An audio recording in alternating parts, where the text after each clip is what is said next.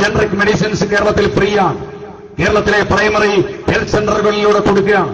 നിങ്ങളൊന്ന് ആലോചിച്ച് നോക്കിയേ, കേരളത്തിന്റെ രാഷ്ട്രീയ ചരിത്രത്തിൽ ആദ്യമായി 2,44,642 ആളുകൾക്ക് 3 സെന്റ് ഭൂമി വെച്ചുകൊണ്ട് കൊടുക്കാൻ നേതൃത്വം കൊടുത്തൊരു ഭരണകൂടമാണ് ശ്രീ ഉമ്മൻചാണ്ടിയും ശ്രീ പി.കെ. കുഞ്ഞാലിക്കുട്ടിയും നേതൃത്വം കൊടുക്കുന്ന ഈ കേരളത്തിലെ UDF-ന്റെ ഭരണകൂടം. കേരളത്തിന്റെ രാഷ്ട്രീയ ചരിത്രത്തിൽ ഇതുപോലെ ഒരു ഭരണകൂടം കേരളത്തിൽ ഉണ്ടായിട്ടുണ്ടോ? നിങ്ങൾ ആലോചിച്ച് നോക്കണം.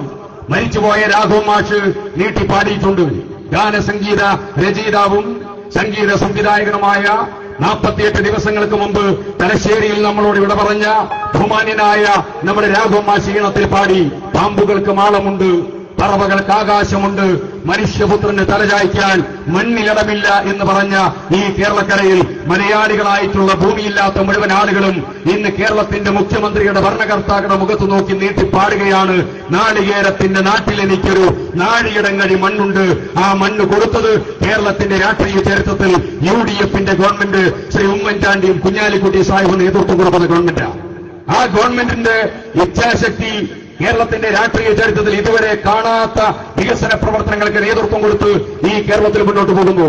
ആ പ്രവർത്തനത്തെ എല്ലാ രീതിയിലും അതിന്റെ പാരമ്യതയിലെത്തി മുന്നോട്ട് നയിച്ച് ജനകീയവൽക്കരിക്കുക എന്നുള്ള വലിയ ചരിത്രപരമായ നിയോഗമാണ് മുസ്ലിം യൂത്ത് ലീഗിന്റെ സഹപ്രവർത്തകന്മാർ ഇവിടെ ഏറ്റെടുത്തിരിക്കുന്നത്.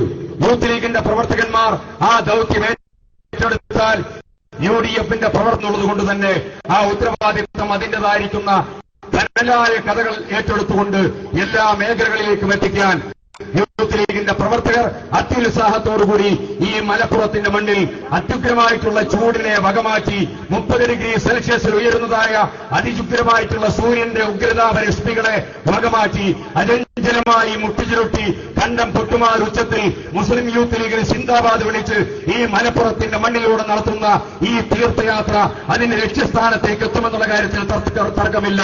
നിങ്ങൾ കാണിക്കുന്ന ഈ ഉജ്ജ്വലമായിട്ടുള്ള യുവജന മുന്നേറ്റം കേരളത്തിന്റെ രാഷ്ട്രീയ മണ്ണിൽ ഈ കേരളത്തിന്റെ രാഷ്ട്രീയ മണ്ണിൽ എല്ലാ സന്ദർഭങ്ങളിലും ഏതെല്ലാം സന്ദർഭങ്ങളിൽ തീവ്രവാദം കടന്നുവന്നോ, ഏതെല്ലാം സന്ദർഭങ്ങളിൽ മതതീവ്രവാദത്തിന്റെ രംശവിത്തുകൾ കടന്നുവന്നോ, ഈ കേരളത്തിക്കരയിൽ വർഗീയതയുടെ വിത്തുകൾ കടന്നുവന്നോ, ആ വിത്തുകളെ മുസ്ലിം ജനസാമാന്യത്തിന്റെ പരിരക്ഷണത്തിന്റെ കവചം തീർക്കാൻ എല്ലാ സന്ദർഭത്തിലും മുന്നോട്ട് വന്ന മുസ്ലിം യൂത്ത് ലീഗിന്റെ ചെറുപ്പക്കാർ ഇവിടെ അണിഞ്ഞൊരുക്കുന്ന ഈ വലിയ യുവജന മുന്നേറ്റത്തിന് എല്ലാവിധ ആശംസകൾ അർപ്പിച്ചുകൊണ്ട് നിർത്തുന്നു.